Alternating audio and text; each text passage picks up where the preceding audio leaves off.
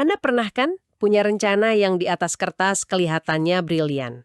Strategi bisnis agribisnis yang matang, lengkap dengan proyeksi dan target.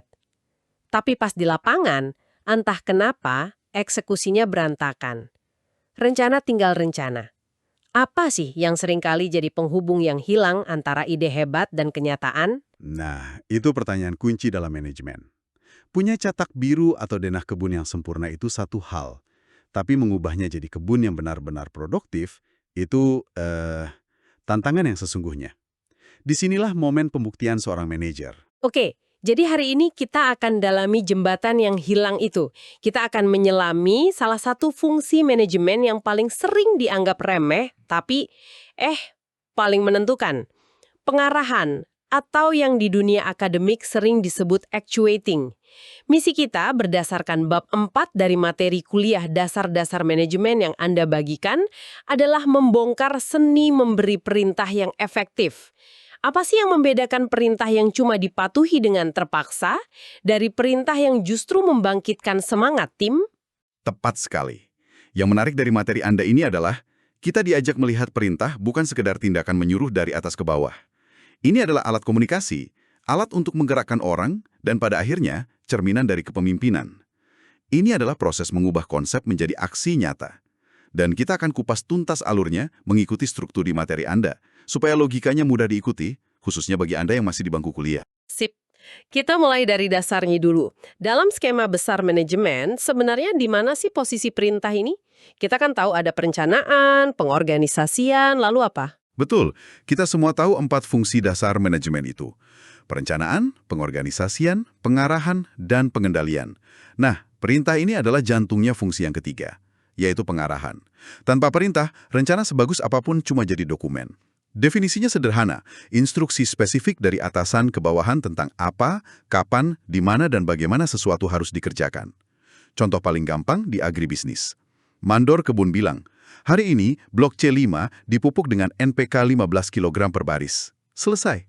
Tanpa instruksi sejelas itu, rencana pemupukan cuma angka di atas kertas. Oke, kedengarannya simpel. Tapi saya bayangkan prosesnya nggak sesederhana bicara, lalu dikerjakan. Apa saja yang harus dipikirkan seorang manajer sebelum dia membuka mulut untuk memberi perintah? Pertanyaan bagus. Materi Anda mengurainya jadi 6 tahapan yang logis. Pertama, persiapan. Sebelum manajer memerintahkan penanaman, dia harus cek dulu. Benihnya ada, lahannya siap, perkiraan cuaca mendukung nggak, jangan sampai perintahnya mustahil dikerjakan. Masuk akal. Lalu setelah persiapan? Kedua, analisis. Manajer harus kenal timnya. Memberi perintah ke teknisi lab yang baru lulus, tentu beda gayanya dengan memberi perintah ke teknisi senior yang sudah puluhan tahun di sana. Yang satu butuh bimbingan detail, yang satunya lagi mungkin cuma butuh targetnya saja. Caranya dia lebih tahu. Oke, jadi kenali audiens kita. Ketiga, penentuan media. Apakah ini cukup disampaikan lisan waktu apel pagi? Atau karena ini menyangkut prosedur teknis, harus tertulis dalam SOP? Atau yang paling kekinian, cukup lewat grup WhatsApp mandor? Tepat. Lalu yang keempat, ini yang sering disepelekan, penyampaian. Nada bicara, pilihan kata, bahasa tubuh, itu semua ngaruh banget. Perintah yang sama bisa diterima sebagai motivasi atau malah sebagai hinaan tergantung cara menyampaikannya. Tegas boleh, tapi tetap harus menghargai. Nah, ini dia.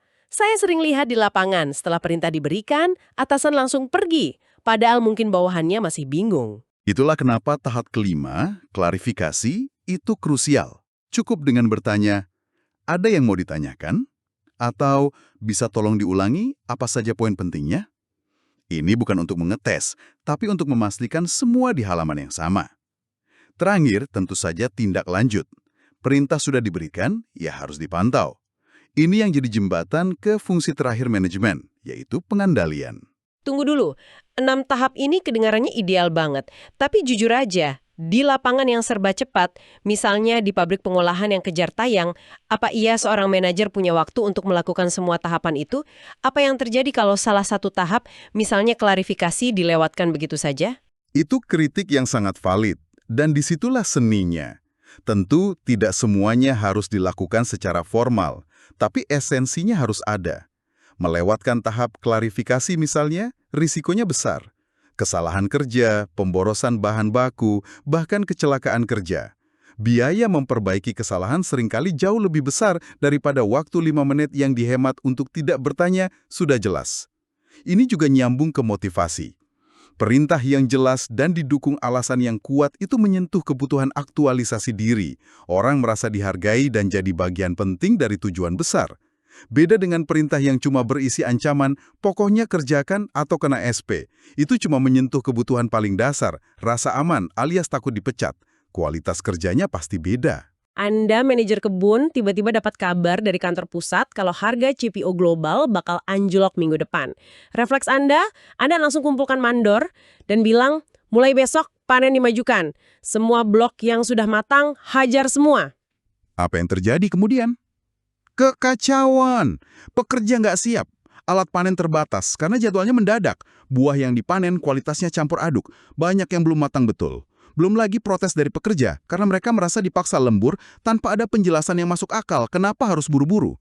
Produktivitas malah turun. Persis. Kalau kita lihat dari 6 tahap tadi, manajer ini gagal di mana saja. Tahap persiapan jelas gagal, analisis kondisi lapangan gagal, penyampaiannya mungkin panik, dan yang paling parah, tidak ada klarifikasi atau penjelasan mengapanya.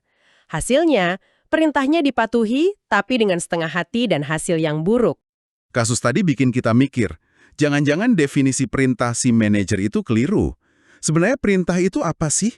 Materi Anda membedahnya dari 2 sudut pandang.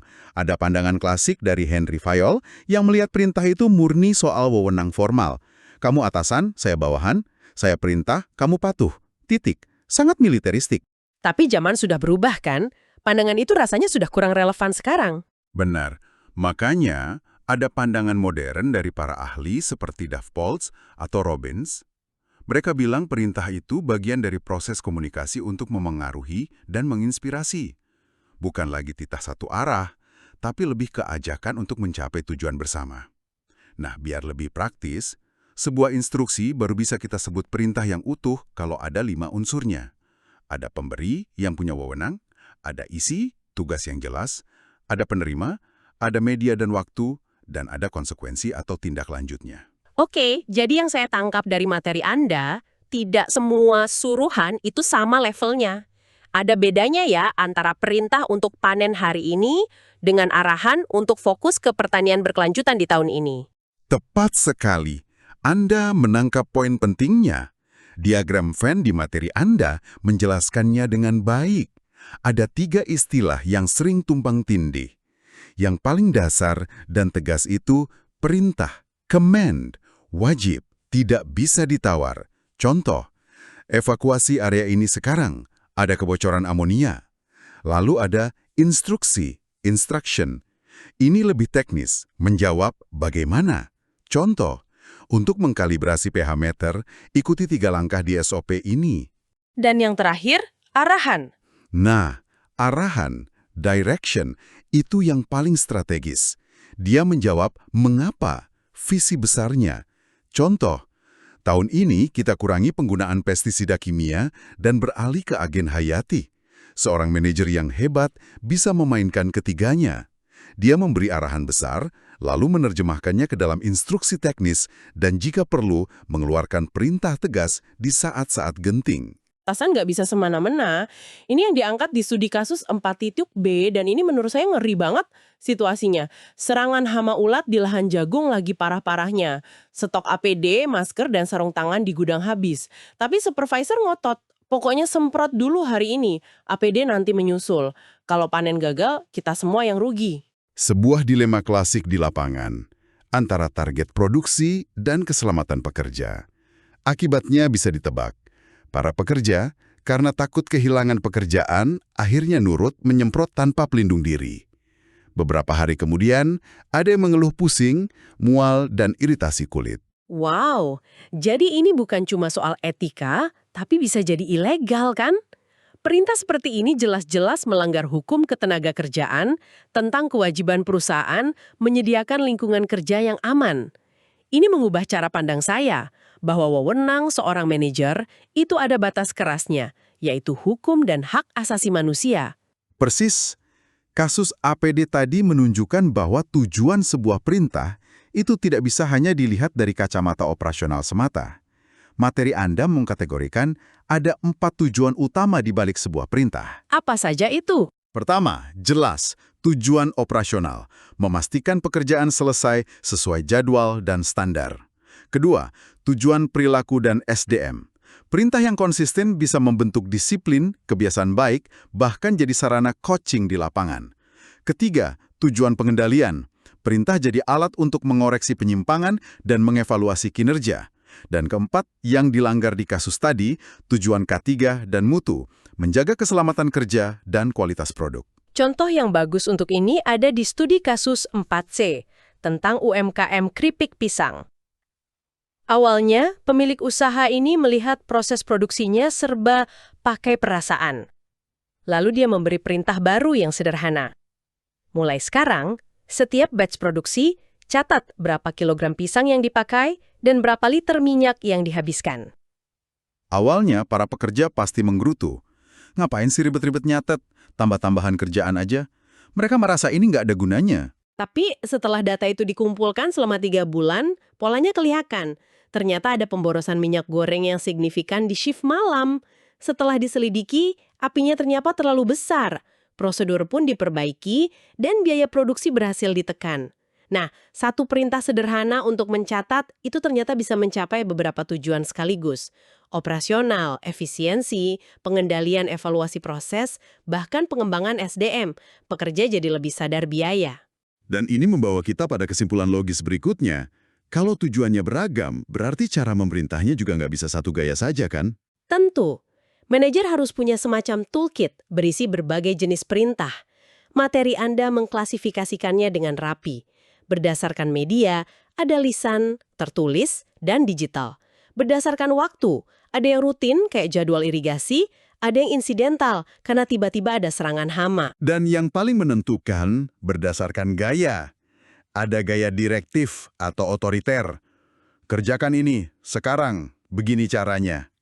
Ini cocok untuk situasi darurat atau untuk anak baru yang belum tahu apa-apa. Lalu ada gaya partisipatif. Menurut kalian, cara terbaik untuk mengatasi masalah ini gimana ya? Ini bagus untuk membangun rasa memiliki. Terakhir, ada gaya suportif, di mana manajer lebih berperan sebagai fasilitator. Kamu butuh bantuan apa dari saya untuk menyelesaikan tugas ini? Gaya digital ini diilustrasikan dengan baik di studi kasus 4D tentang koperasi susu. Pengurus koperasi pakai grup WhatsApp untuk koordinasi rute penjemputan susu dari para peternak. Cepat, efisien, semua info bisa tersebar dalam hitungan detik. Betul, itu kelebihannya. Tapi ada juga risikonya. Di grup WhatsApp, informasi bisa berubah-ubah dengan cepat. Satu orang bilang rute A, 5 menit kemudian orang lain bilang ganti rute B.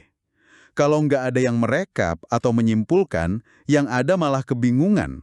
Perintahnya jadi nggak jelas dan simpang siur. Benar juga, ini jadi pertanyaan menarik untuk Anda renungkan. Kalau Anda jadi pengurus koperasi itu, gimana caranya memastikan perintah via WhatsApp ini tetap jelas dan terdokumentasi? Mungkin dengan membuat rekap final setiap malam, atau menunjuk satu admin yang berhak memberi perintah final. Nah, mau medianya WhatsApp atau lisan, mau gayanya direktif atau partisipatif, ternyata ada prinsip-prinsip emas yang harus dipegang agar perintah itu efektif. Ini semacam fondasinya. Oke, apa saja fondasi itu? Yang pertama dan utama adalah kejelasan, clarity. Perintah harus spesifik, tidak ambigu, dan kalau bisa terukur. Jangan bilang, tolong pupuk secukupnya. Tapi katakan, tolong berikan 15 kg pupuk NPK per baris tanaman. Jauh lebih jelas. Kedua, konsistensi. Perintah hari ini jangan bertentangan dengan perintah kemarin atau dengan SOP yang sudah ada. Kalau perusahaan punya kebijakan zero burning tanpa bakar lahan, mandor jangan sekali-kali memberi perintah untuk membakar sisa tanaman. Itu akan merusak budaya kerja. Lalu ada keadilan, fairness. Beban kerja harus dibagi secara adil, bukan berdasarkan siapa yang Anda suka atau tidak suka. Ini penting untuk menjaga moral tim. Selanjutnya, komunikasi dua arah. Perintah bukan jalan tol satu arah. Selalu buka ruang untuk pertanyaan dan klarifikasi. Dengarkan juga masukan dari lapangan. Dan yang terakhir, prinsip yang semakin relevan di dunia agribisnis modern. Betul. Prinsip etika dan keberlanjutan. Pastikan perintah Anda tidak melanggar hukum, tidak membahayakan pekerja, dan mempertimbangkan dampak jangka panjang terhadap lingkungan. Mendorong penggunaan pestisida berlebihan demi mengejar target panen jangka pendek adalah contoh perintah yang tidak etis dan tidak berkelanjutan. Semua prinsip ini terangkum dengan indah di studi kasus terakhir, 4E, tentang perintah penanaman varietas padi baru di sebuah kelompok tani. Ketua kelompok taninya tidak datang dan langsung bilang, semuanya tahun ini kita tanam varietas X. Jauh dari itu, prosesnya sangat partisipatif. Dia kumpulkan dulu semua anggota. Dia jelaskan tujuan dari program ini, apa keunggulan varietas baru ini, tapi juga apa saja risikonya. Dia buka forum diskusi, dia dengarkan kekhawatiran para petani. Ada yang takut gagal panen, ada yang khawatir soal harga jual. Semua masukan itu ditampung, didiskusikan solusinya bersama, sampai akhirnya keputusan diambil lewat musyawarah mufakat. Baru setelah semua sepakat, perintah formal untuk menanam varietas baru itu dikeluarkan, lengkap dengan dukungan teknis dan pendampingan. Ini contoh sempurna bagaimana kejelasan, keadilan, dan komunikasi dua arah diterapkan. Hasilnya, perintah itu dijalankan dengan penuh semangat, bukan karena paksaan. Dan itulah inti dari seni memberi perintah yang efektif. Bukan cuma soal apa yang dikatakan, tapi bagaimana seluruh prosesnya dibangun di atas fondasi kepercayaan. Oke, jadi setelah kita kupas tuntas bab 4 ini, apa artinya semua ini bagi Anda? Yang nempel di kepala saya, pertama, pengarahan atau actuating adalah fungsi aktif yang benar-benar menjembatani antara mimpi di atas kertas dengan hasil nyata di lapangan. Kedua, dan ini penting, perintah itu bukan soal pamer wewenang, tapi soal kualitas komunikasi. Cara Anda memberi perintah adalah cerminan langsung dari kualitas kepemimpinan Anda. Perintah yang buruk akan menghasilkan kepatuhan yang rapuh, sementara perintah yang baik akan membangun komitmen. Dan ketiga, efektivitas perintah itu bukan sihir. Ada resepnya, yaitu prinsip-prinsip yang jelas. Kejelasan, konsistensi, keadilan, komunikasi dua arah, dan etika. Inilah fondasi yang membedakan manajer biasa dengan pemimpin sejati. Setelah kita membahas semua ini, mungkin pertanyaan yang lebih penting untuk Anda ajukan pada diri sendiri bukanlah bagaimana cara saya memberi perintah yang benar secara teknis. Oh iya, lantas apa? Pertanyaan yang lebih mendalam adalah, bagaimana cara saya memberi perintah yang membuat orang lain ingin mengikutinya, bukan karena mereka harus, tapi karena mereka terinspirasi dan percaya pada tujuannya. Bagaimana setiap perintah yang Anda berikan, sekecil apapun itu, bisa menjadi kesempatan untuk membangun tim yang lebih solid, bukan sekedar menyelesaikan daftar tugas. Sebuah pertanyaan yang bagus banget untuk direnungkan. Itulah tantangan kepemimpinan yang sesungguhnya.